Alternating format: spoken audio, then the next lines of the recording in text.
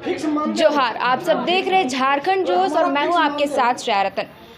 वर्तमान सरकार आए दिन बड़े बड़े फैसले ले रही है और इससे राज्यवासियों में खुशी देखने को मिल रही है। पर वहीं पर अगर हम देखें तो इस वक्त हम मौजूद हैं यूनिवर्सिटी के रजिस्ट्रार ऑफिस में, जहां पर सहायक शिक्षकों के द्वारा विरोध किया जा रहा है। तो हम इन्हीं से जानते हैं कि पूरा मामला क्या है और क्यों ये लोग आखिर विरोध कर रहे हैं।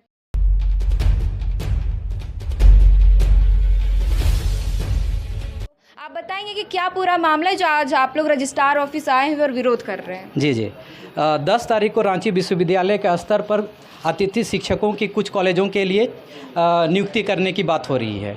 इनफैक्ट नोटिफिकेशन भी हो चुका है। तो हम लोगों का नियुक्ति को लेकर विरोध नहीं है, हम लोग का विरोध है नियमावली को लेकर कि अगर नियुक्ति आप कर रहे हैं तो एक नियमावली के अंतर्गत कीजिए।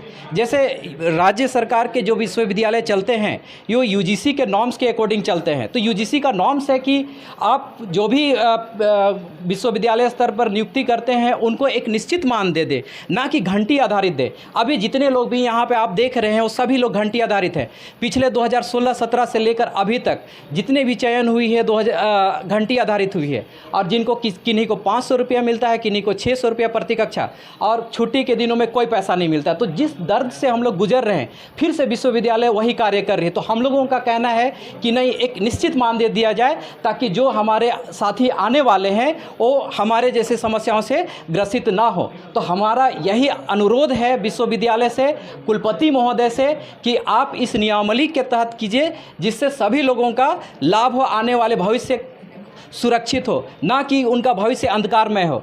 जहाँ तक बात है नियमावली की, तो यूजीसी का नॉर्म्स है कि प्रति यहाँ पर जैसे हम लोगों को दिया जा रहा है प्रति कक्षा 500-600 रुपया, ये नियमावली नहीं है। यूजीसी का नॉर्म्स है कि आपको 57,700 रुपया जो परमानेंट शिक्षक का न्यूनतम है वो आपको देना है। तो हम लोगों का मांग है कि आप एक निश्चित मानदेय तय कर दीजिए। और दूसरा चीज़ है कि ये जो बनाया गया है तो आप इसमें जो नियुक्ति हो रही है उसमें रोस्टर क्लियर कीजिए, सीट डिक्लेयर कीजिए कि कितने लोगों का चयन हो रहा है, और रिजर्वेशन पॉलिसी आप फुलफ़िल कर रहे हैं या नहीं कर रहे हैं, रिजर्वेशन के आधार पे कितने लोगों का चयन होना चाहिए। ये कंप्लीट चीज़ आप नोटिफाई कीजिए, उसके बाद आप नियुक्ति कीजिए। इससे जी। तो आप लोग इससे पहले आप लोग विरोध क्यों नहीं करे? जो 500 और 1000 रुपये जो मिल रहा था मानदेय में जो पर कक्षा को लेकर के, तो इससे पहले आप लोग विरोध क्यों नहीं किए? ये जब हमारा जो चयन हुआ था हम लोगों को ये ज्ञात नहीं था कि इस तरह की समस्या होने वाली है। हम लोग नए थे, नेट क्वालिफाई किए थे, एक उमंग थी कि हम लोग असिस्टेंट प्रोफेसर बनने वाले हैं, लेकिन हम लोगों को नहीं पता था कि हमारी दुर्दशा इस तरह से होगी। हमें अभी पिछले जनवरी महीना से हम लोगों को पेमेंट नहीं मिला है, और हर कुछ समय के लिए हमारे साथी आते हैं, विश्वविद्यालय का चक्कर लगाते हैं, फाइल पता करते हैं कि हमारा फाइल कहाँ पे है, और उसके बाद फिर चले जाते हैं। आश्वासन मिलता है कि आपका पेमेंट हो जाएगा। और अभी कुछ दिन पहले की बात है, हमारे नए महामहिम वीसी साहब का नियुक्ति हुआ था। उस समय उन्होंने आश्वस्त किया था कि आप लोगों का पेमेंट सही समय पे होगा।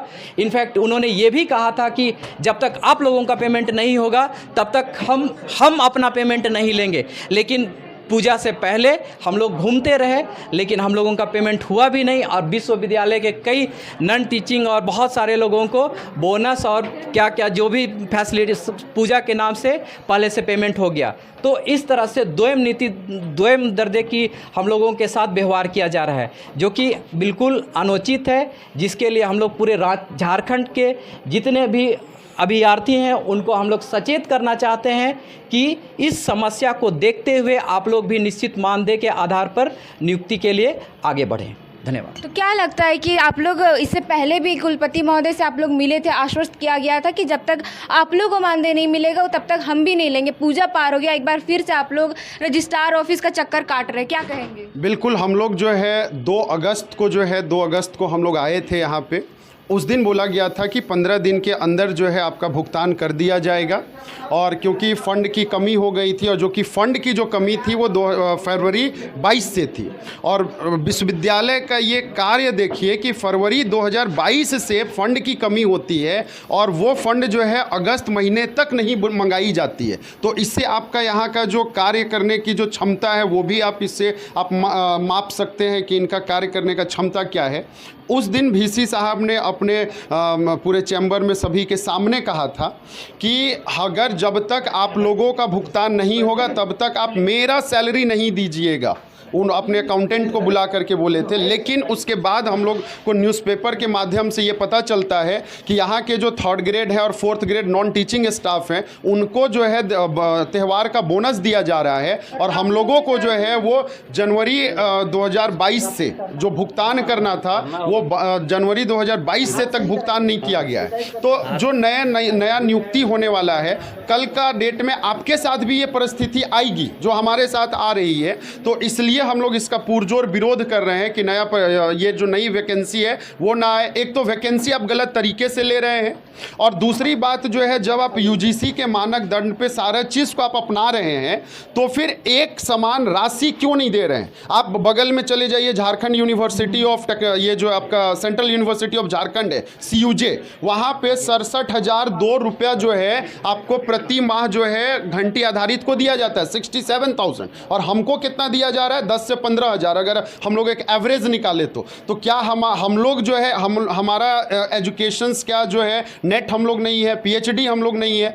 हम लोग सब मानक दर को पूरा करते हैं, लेकिन भी जो है हमको अतिथि माना जा रहा है। हमारा राज्य है, हमारे लोग हैं, ठीक ना, और बाहर के लोग जो बैठे हुए हैं कुर्सी में वो हमको बता रहे हैं कि तुम अतिथि हो और हम परमानेंट हैं यहाँ पे, और नया कॉलेज में जो है आप वैकेंसी ला रहे हैं, ठीक है, और जो पुराना लोग है उसका समस्या को निदान तक नहीं कर रहे हैं आप। आपके कान में तो जू तक नहीं रेंग रहा है जो हम लोग का जो आवाज़ है। यहाँ जितने भी राज्यपाल आते हैं या फिर जो भी नए VC आते हैं, आते के साथ चेयर में बैठेंगे, दूसरा दिन स्टेटमेंट क्या होता है, नई नियुक्ति जो है नियमावली के तहत होगी। ये कहते कहते द्रौपदी जी राष्ट्रपति बन गई, आज तक नियुक्ति नहीं हुआ। रमेश बैस जो है ये 2 साल हो गया इनका, और 2 साल से रोज दिन आप न्यूज़पेपर में पढ़ेंगे तो हमको लगता है हर 15 दिन के अंतराल में आता है कि हायर एजुकेशन का स्थिति जो है दयनीय हो रहा है। कहाँ से सुधरेगा हायर एजुकेशन जब तक परमानेंट टीचर नहीं आएंगे। हम लोग पढ़ा सकते हैं, लेकिन क्या इनको हम PhD करा सकते हैं? क्या आपको हम PhD करा सकते हैं? नहीं करा सकते। तो हायर एजुकेशन जब तक हमको आप हायर अथॉरिटी का सुप्रीम पावर आप नहीं देंगे तो हम कहाँ से वो कार्य कर पाएंगे। हम सब कार्य में इन्वॉल्व हैं, लेकिन लिखित रूप से हम कहीं नहीं। लिखित रूप से सिर्फ क्या है, क्लास ले रहे हैं, हमको जो पैसा दिया जा रहा है वो भी क्या हो रहा है, पढ़ा रहे हैं आज और पैसा मिल रहा है हमको 10 महीने के बाद। तो ये स्थिति है कि जो आप लोग का जो मानदेय है वो कब तक का रुका हुआ है। हम लोग का बहुत सारे, देखिए यहाँ तो एक तो पहला तो वेरिएशन है कॉलेज वाइज कि आप नॉन टीचिंग स्टाफ जो है डिफरेंट कॉलेज है, लेकिन जब बोनस देने की बात आती है ना तो सारे कॉलेज के नॉन टीचिंग स्टाफ को एक साथ अकाउंट में चला जाता है। और हमारे साथ क्या है कि हम अगर लोहरदगा कॉलेज के हैं तो हमारा पेमेंट पहले होगा, ये अगर मांडर कॉलेज के हैं तो इनका पेमेंट बाद में होगा। वो मतलब कॉलेज का वेरिएशन है ये है। तो कुछ कॉलेज में क्या है कि जनवरी माह से भुगतान नहीं किया गया, कुछ कॉलेज में 2020 से तक भुगतान नहीं किया गया। तो आप इससे अंदाज़ा लगा सकते हैं 2020 से जो शिक्षक बिना पैसे का अपना जीविका चला रहे हैं वो किस स्थिति पे गुजर रहे होंगे। तो 2020 से मतलब शिक्षकों के साथ ऐसा हो रहा है, तो तब क्यों नहीं वो अपना आवाज़ उठाए। हम लोग शुरू से आवाज़, आपको एक वर्ड हम पहले बोले थे, इन लोग का कान में जूं तक नहीं रेंगता है, तो अब हमको लगता है आत्मदाह करेंगे तभी कुछ होगा, अन्यथा कुछ नहीं होने जा रहा है। तो ये स्थिति आ गई है यहाँ के लोगों की कि यहाँ पे आप बार कुछ ही दिन पहले जो है कॉन्ट्रैक्चुअल जितने भी हम लोग घंटी आधारित थे स्ट्राइक पे थे, लगातार 1 महीना स्ट्राइक थे। उस दिन भी वहाँ पे जाके स्टेटमेंट यही दिया गया कि नहीं, आप लोग का समस्या का निदान जो है वो यथाशीघ्र जो है किया जाएगा, लेकिन हुआ तो आज तक कुछ नहीं। एज इट इज़ वही स्थिति है। अभी जो आप लोग रजिस्ट्रार ऑफिस आए यहाँ पर बातचीत करने के लिए, तो क्या कुछ लगा, बात किया आप लोग, तो क्या आश्वासन मिला? बहुत पॉजिटिव आश्वासन तो हमको नहीं मिला है यहाँ पे, ठीक है। दूसरी बात जो है, सर ने क्वेश्चन मार्क भी डाल दिया है कि नहीं तुमको ही हम ट्रांसफ़र कर दे रहे हैं वहाँ पे। तो एक चीज़ मैं ये भी बता दूँ, संघ के ओर की तरफ से किसी एक व्यक्ति को भी अगर ट्रांसफ़र किया गया तो पूरा संघ जो है हड़ताल करेगा, और पूरे संघ के जितने भी शिक्षक हैं वो सभी लोग हड़ताल पे जाएंगे अगर किसी एक का भी ट्रांसफ़र होता है कहीं पे। तो क्योंकि पहले से भी कुछ लोग जो कार्यरत थे उनको हटाया गया है, ठीक ना। तो आप पहले समस्या का निदान करिए, ना कि नया समस्या खड़ा करिए, है ना। तो समस्या का निदान करिए आप। तो आप लोगों की कितनी मांगे, और ये आप लोग सहायक शिक्षक का जो है, ये कुल कितने सहायक शिक्षक है पूरे ज़िले भर में या कुछ ज़िलों में? देखिए, हमारा जो सहायक शिक्षक का जो समूह है वो रांची विश्वविद्यालय में जो संविदा शिक्षक है वो लगभग 300 के लोग हैं, और जो अतिथि शिक्षक में है वो आपके 100 लोग हैं। वोकेशनल में जो अतिथि शिक्षक है ये 100 लोग हैं। तो कुल मिलाकर के 500 रांची में है और बाकी 500 जो है और भी विभिन्न विश्वविद्यालय हैं वहाँ पे कार्यरत हैं। तो कुल मिलाकर के पूरे राज्य में देखा जाए तो हजार लोग जो हैं वो हमारे ये घंटी आधारित शिक्षक में हैं। तो हमारा मांग, तो पहला मांग ये है कि घंटी आधारित को एक प्लेटफॉर्म पे लाइए।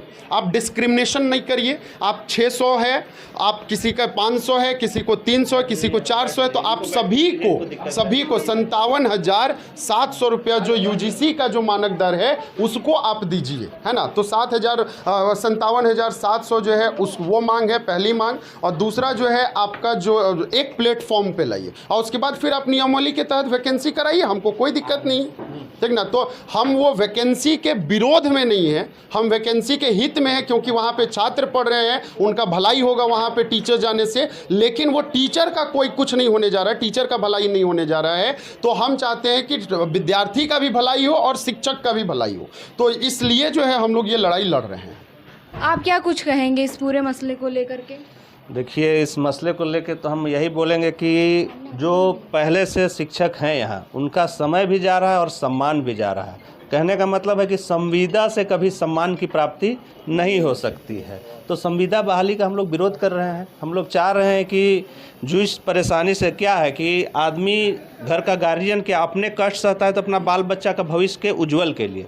तो ऐसे ही अगर हम लोग अपना कष्ट झेल रहे हैं तो हम लोग चाहते हैं कि जो आने वाला पीढ़ी है, जो फिर से कॉलेज में शिक्षक बन के जाएंगे, उनका भविष्य हम लोग की तरह बर्बाद ना हो, उनको संविदा का मारदंश झेलना ना पड़े, उनको सम्मान मिले। एक यूजीसी का मापदंड जो होता है, यूजीसी का न्यूनतम ग्रेड पे जो होता है, उसके अनुसार उनको मानदेय मिले, जिससे कि वो एक सम्मानजनक अपना ज़िंदगी व्यतीत कर सके। अब यहीं आप सामने देख सकते हैं कि किस प्रकार से ये लोहरदगा कॉलेज के शिक्षक है, गुमला कॉलेज के। अब बतलाइए कि ये शिक्षक की जो बेटी है, इनका ये हाल होना चाहिए? तो ये संविदा से सम्मान जो मरता है, ये बोल रहे थे, यही सब हाल है हम लोग का। तो हम लोग चाहते हैं कि नियुक्ति हो, नियमावली में बदलाव हो के एक निश्चित मानदेय पे, क्योंकि जो हम लोग के साथ परेशानी हो रही वो आने वाली जनरेशन के साथ परेशानी ना हो।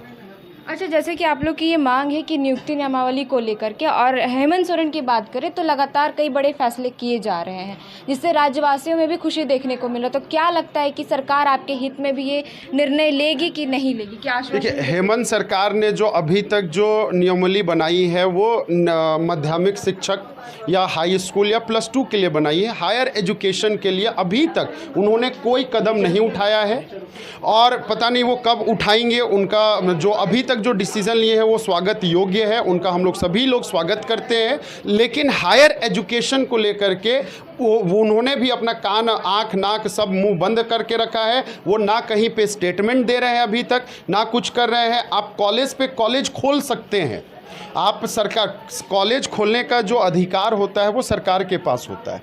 तो सरकार के पास ये भी पावर है कि आप वहाँ पे रेगुलर टीचर दीजिए। अगर आप एक घर बना सकते हैं, आप बिल्डिंग खड़ा कर सकते हैं, वहाँ पे नॉन टीचिंग स्टाफ नियुक्त कर सकते हैं, तो आप शिक्षक क्यों नहीं नियुक्त कर सकते? और दूसरा बात, नॉन टीचिंग स्टाफ को जो है आप तो उसको तो घंटी आधारित आप पेमेंट नहीं कर रहे हैं कि अब तुम 5 घंटा पेमेंट काम करोगे तो हम 5 घंटा का समय देंगे तुमको, 10 घंटा काम करोगे तो 10 घंटा, तो तुम उसको तो घंटी आधारित तुम पेमेंट नहीं कर रहे हो। तो शिक्षक को घंटे आधारित क्यों दे रहे हैं आप उसको 57,700 करिए। जब तक आपका नियमित नियुक्ति नहीं होती है तब तक आप 57,700 दीजिए और यथाशीघ्र जो है नियमित वैकेंसी भी लाइए। ये नहीं कि आप फिक्स कर दिए और फिर से सो गए, ये नहीं। आप नियुक्ति जो है नियमावली के तहत जो है जेपीएससी के माध्यम से लाइए, ताकि जो योग्य शिक्षक है वो रहेंगे। अगर हम योग्य हैं तो हम रहेंगे, अगर अयोग्य हैं तो हम नहीं रहेंगे। लेकिन हमको इस चीज़ का कभी भी तकलीफ नहीं होगा कि हम वो चीज़ के लिए लड़े नहीं। कुछ दिन के बाद हमारा एज ही ख़त्म हो जाएगा। सरकार जो है अगर वो वैकेंसी लाएगी भी तो हम तो फाइट ही नहीं करेंगे वहाँ पे, तो वो तो जीवन भर का मलाल रहेगा कि इतना पढ़ लिख करके हम किए क्या, ठीक ना। एक एज हमारा समय जो है बीतता चला गया और हम क्या कर रहे हैं, यहाँ पे घंटा बजा रहे हैं, यही कर रहे हैं। तो इसीलिए इसी का विरोध है हम लोगों का और सरकार से आग्रह है